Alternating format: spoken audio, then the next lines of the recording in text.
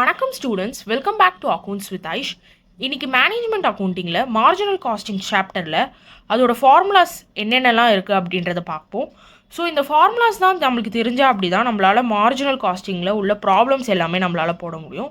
So formulas என்னென்னு லைன்லைனா அப்படியே பார்த்துட்டு வந்துடுவோம். ஸோ ஃபர்ஸ்ட் மார்ஜினல் காஸ்டிங் அப்படின்னாலே நமக்கு தெரிய வேண்டியது profit volume ratio, that is PV ratio. So profit volume ratio தான் வந்து நம்ம வந்து ஷார்ட் ஃபார்மில் பிவி ரேஷியோ அப்படின்னு சொல்லுவோம். So profit volume ratio, so நம்ம ஷார்ட் ஃபார்மில் பிவி ரேஷியோ அப்படின்னு சொல்லிக்கலாம். பட் நீங்கள் செமிஸ்டர் எக்ஸாமில் எழுதும் போது make sure you are writing இந்த ஃபுல் ஃபார்மில் எழுதுறதே நல்லது. ஸோ பிவி ரேஷியோட ஃபார்முலா என்ன அப்படின்னு பாருங்கள். It is your contribution divided by sales into 100. So நான் வந்து போன வீடியோஸ் போன மார்ஜினல் காஸ்டிங் சில சம்ஸ்லாம் போட்டிருப்பேன். அந்த வீடியோஸ் நீங்கள் செக் அவுட் பண்ணுங்கள். அதில் கூட நான் சொல்லியிருப்பேன் பிவி ரேஷியோவில் மட்டும்தான் நம்ம வந்து இன்டூ 100 போடுவோம். ஸோ அதை வந்து எப்போவுமே ஞாபகம் வச்சுக்கோங்க. ஸோ பிவி ரேஷியோட ஃபார்முலா பார்த்துக்கோங்க, contribution by sales into 100. So contribution நம்ம எப்படி கண்டுபிடிக்கணும் அப்படின்னா,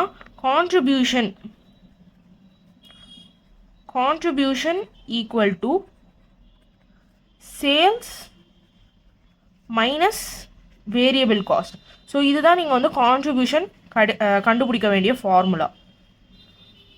ஸோ கான்ட்ரிபியூஷன் வந்து நீங்கள் இப்படியும் கண்டுபிடிக்கலாம். If sales and variable cost கொடுக்கல அப்படின்னா நீங்கள் இன்னொன்று ஃபார்முலா கான்ட்ரிபியூஷனுக்கு இருக்குது. So contribution is equal to fixed cost plus profit. So இது வந்து if suppose profit and fixed cost கொடுத்துருந்தாங்க அப்படின்னா நீங்கள் இந்த கான்ட்ரிபியூஷன் ஃபார்முலா யூஸ் பண்ணலாம். So you have to contribution formula. So contribution நீங்கள் இப்படி கண்டுபிடிக்கலாம். ஃபர்ஸ்ட் வந்து sales minus variable cost, next வந்து contribution is equals to fixed cost plus profit. So PV ரேஷியோட relate ஆன ஃபார்முலாஸ் இது மட்டும்தான். ஸோ நெக்ஸ்ட் நம்ம வந்து பார்க்க போகிற ஃபார்முலா வந்து BEP, that is break even point. So next வந்து பிரேக் ஈவன் பாயிண்ட் ஃபார்முலா போய்ப்போம். ஸோ பிரேக் ஈவன் பாயிண்ட்டோட ஃபார்முலா என்ன அப்படின்னா, தட் பிரேக் ஈவன் பாயிண்ட் வந்து ரெண்டாக நம்ம கேட்டகரைஸ் பண்ணணும். That is in units as well as in rupees. So யூனிட்ஸ்லேயும் நம்ம வந்து போடணும், ருபீஸ்லேயும் போடுறோம். ஸோ யூனிட்ஸில் வந்து நீங்கள் எப்போ போடுவீங்க அப்படின்னா, when units information are given. So units related selling price and variable price in units கொடுத்துருந்தா நம்ம யூனிட்ஸில் போடலாம். பட் யூனிட்ஸில் கொடுக்கல அப்படின்னா நம்ம வந்து ருபீஸில் போடுவோம். ஸோ ஃபர்ஸ்ட் வந்து இன் யூனிட்ஸ். ஸோ இன் யூனிட்ஸோட ஃபார்முலா பார்த்துக்கலாம். ஸோ பிரேக் ஈவன் பாயிண்ட் அதை வந்து பிஇபி அப்படின்னும் நம்ம வந்து எழுதிக்கலாம். ஸோ ஷார்ட் ஃபார்மில் நம்ம படிக்கும் போது நம்ம இது மாதிரி போட்டுக்கலாம். பட் செமிஸ்டரில் நீங்கள் எழுதும் போது நீங்கள் ஃபுல் ஃபார்மில் எழுதிக்கோங்க. That is break even point which is equal to, so break even point அப்படின்னாலே நீங்கள் எப்போவுமே ஞாபகம் வச்சுக்க வேண்டியது என்ன அப்படின்னா fixed cost. So fixed cost divided by your contribution per unit. So இது வந்து இன் யூனிட்ஸ்னால contribution per unit. Okay, so fixed cost divided by contribution per unit. இன்னொன்று ஒரு ஃபார்முலா இருக்குதுன்னு சொன்னோம் பார்த்தீங்களா, தட் இஸ் இன் யூனிட்ஸ் நீங்கள் கண்டுபிடிக்கிறீங்க அப்படின்னா இன்னொன்று ஒரு ஃபார்முலா. அது என்ன அப்படின்னா, தட் இஸ் யோர் பிஇபி இன் யூனிட்ஸ்லேயே இன்னொன்று ஒரு ஃபார்முலா. ஸோ ஆர் போட்டுக்கலாம். ஆர் பிஇபி இன் யூனிட்ஸ்லேயே வந்து உங்களுக்கு வந்து இன்னொன்று ஒரு ஃபார்முலா இருக்குது. That is PIB, that is break even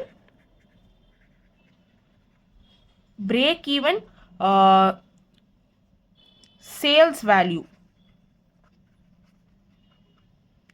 divided by selling price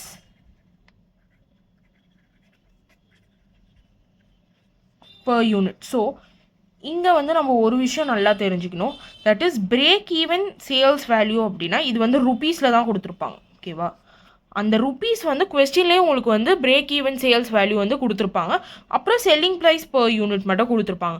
so contribution per unit வந்து உங்களால் சில டைம் கண்டுபிடிக்க முடியாது. ஏன்னா கான்ட்ரிபியூஷன் per யூனிட் எப்படி கண்டுபிடிக்கணும் அப்படின்னா, ஸோ இங்கே வந்து கீழே வந்து கான்ட்ரிபியூஷன் per யூனிட்டோட இது எழுதிக்கிறேன், கான்ட்ரிபியூஷன் per யூனிட். ஸோ இதோட ஃபார்முலா என்ன அப்படின்னா, selling price per unit unit minus variable cost per unit. So இதுதான்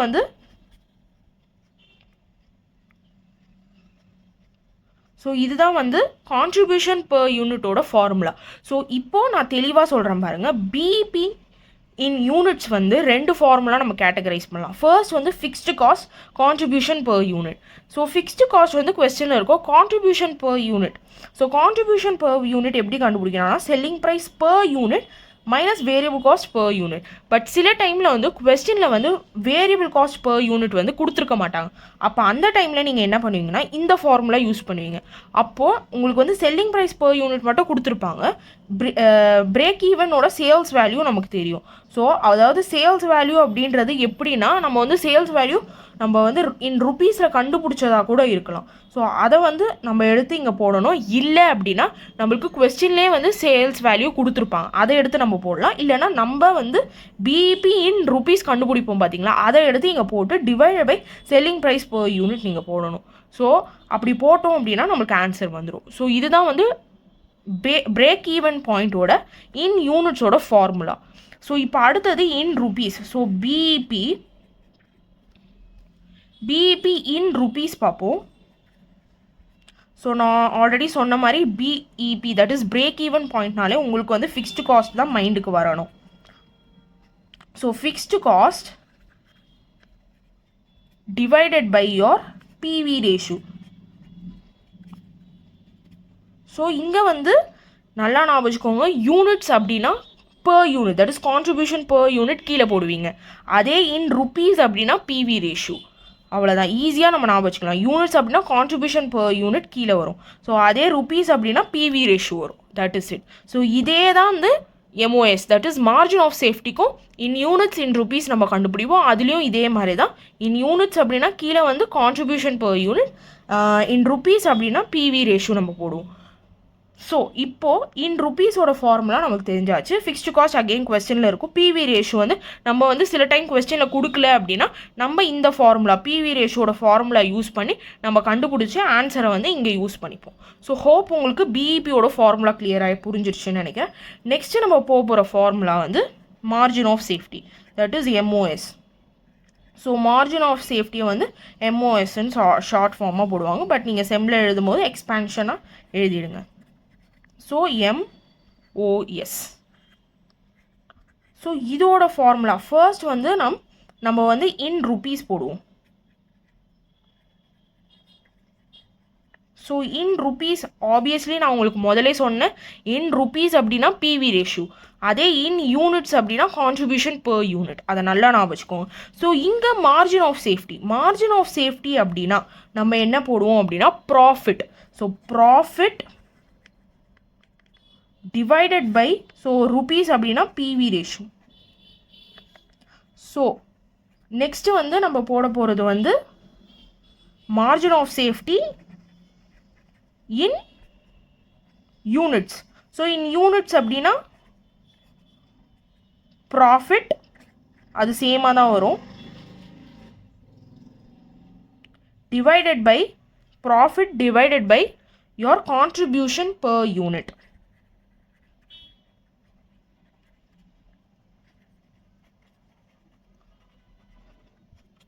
ஸோ ஒரு விஷயம் இதில் நல்லா நான் வச்சுக்கோங்க, இன் யூனிட்ஸ் அப்படின்னா கான்ட்ரிபியூஷன் பர் யூனிட் கீழே வரும், இன் ருப்பீஸ் அப்படின்னா கீழே வந்து பிவி ரேஷியோ வரும்.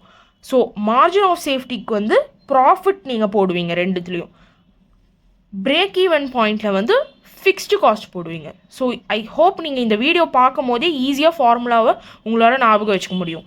ஸோ வீடியோவை ஃபுல்லாக பாருங்கள், ஸோ தட் உங்களுக்கு தரோ ஆகிடுவீங்க நீங்கள் ஃபார்முலாஸில். So margin of safety in rupees வந்து profit divided by PV ratio again நம்ம வந்து கண்டுபிடிச்சிக்கலாம். அண்ட் அகெயின் நீங்கள் வந்து ப்ராஃபிட் வந்து நீங்கள் சப்போஸ் கொஸ்டினில் ப்ராஃபிட் கொடுக்கல, நம்ம தான் வந்து கண்டுபிடிக்கணும் அப்படின்னா நம்ம வந்து இந்த formula that is contribution is equals to fixed cost இருக்குது பார்த்தீங்களா, ப்ளஸ் ப்ராஃபிட், இதுலேயே வந்து நம்ம ப்ராஃபிட்டை டிரைவ் பண்ணிக்கலாம். எப்போவுமே வந்து நம்ம ஒரு ஃபார்முலா படித்தா போதும் மார்ஜினல் காஸ்டிங்கில். அதை வச்சு சப்போஸ் நம்மளுக்கு வந்து ப்ராஃபிட் வேணும் அப்படின்னா நம்ம வந்து அதை வந்து இந்த ஃபார்முலாலே நம்ம டிரைவ் பண்ணிக்கலாம். ஆல்ரெடி ஒரு ப்ராப்ளம் நான் போட்டிருக்கேன், அந்த ப்ராப்ளமில் எப்படி வந்து ப்ராஃபிட்டை வந்து நம்ம இந்த ஃபார்முலா வச்சு நம்ம எப்படி கண்டுபிடிக்கிறது அப்படின்றத அந்த வீடியோவில் நான் உங்களுக்கு சொல்லியிருக்கேன். அந்த வீடியோவை ஐ பட்டனில் கொடுக்குறேன் அண்ட் டிஸ்கிரிப்ஷனில் கொடுக்குறேன், செக் அவுட் பண்ணிக்கோங்க. ஸோ இன்றைக்கி வந்து ஜஸ்ட் நம்ம ஃபார்முலாஸ் மட்டும் பார்த்துப்போம். இன்டெப்த்தாக அடுத்தடுத்த வீடியோஸில் நம்ம ப்ராப்ளம்ஸ் போடும்போது அந்த ஃபார்முலாஸை எப்படி டிரைவ் பண்ணுறது அப்படின்றத நான் சொல்கிறேன். ஸோ MOS இன் யூனிட்ஸ் பாருங்கள், profit divided by contribution per unit. So contribution per unit அப்படின்னாலே உங்களுக்கு இந்த ஃபார்முலா தான். ஸோ யூனிட்டில் இருந்தால் மட்டும்தான் உங்களால் செல்லிங் ப்ரைஸும் சரி வேரியபிள் காஸ்ட்டும் சரி ரெண்டுத்தையும் வந்து மைனஸ் பண்ணி போட முடியும். இஃப் சப்போஸ் சில டைம் வந்து செல்லிங் ப்ரைஸ் per யூனிட் மட்டும் இதில் கொடுத்துருக்காங்க, ஆனால் வந்து வேரியபிள் காஸ்ட் வந்து ருப்பீஸில் கொடுத்துருக்காங்கன்னா உங்களால் பண்ண முடியாது. எப்போவுமே நான் வச்சுக்கோங்க, ரெண்டுமே வந்து யூனிட்டில் இருக்கணும், அதை நல்லா நான் வச்சுக்கோங்க. அப்போ தான் நம்மளால் இது ரெண்டுத்தையும் டிடெக்ட் பண்ண முடியும். That is selling price per unit minus variable cost per unit. Sales நம்ம கண்டுபிடிக்க போகிறோம். ஸோ சேல்ஸ் வந்து அகெயின் இங்கேயும் வந்து in units as well as in rupees. So கொஸ்டினில் யூனிட்ஸ் டீட்டெயில்ஸ் கொடுத்துருந்தாங்கன்னா யூனிட்ஸோட அதையும் போடுங்க. இஃப் சப்போஸ் யூனிட் கொடுக்கல அப்படின்னா ருபீஸ் மட்டும் போடுங்க. So in units. So first required sales in units. So always நான் வச்சுக்கோங்க, யூனிட்ஸ் அப்படின்னா நம்ம வந்து கான்ட்ரிபியூஷன் per யூனிட் தான் போடுவோம். அப்போது ஃபார்முலா பார்த்துக்கோங்க, required profit plus fixed cost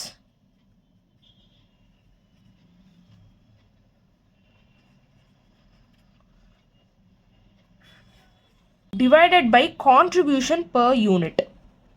so இதுதான் வந்து ரிக்வயர்ட் சேல்ஸ் இன் யூனிட்ஸ் ஓட ஃபார்முலா. இன் யூனிட்ஸ்னாலே நான் சொல்லியிருக்கேன் கான்ட்ரிபியூஷன் per யூனிட். மேலே பாருங்கள், required profit plus fixed cost தான் ஃபார்முலா. ஸோ இதே வந்து ரிக்வயர்ட்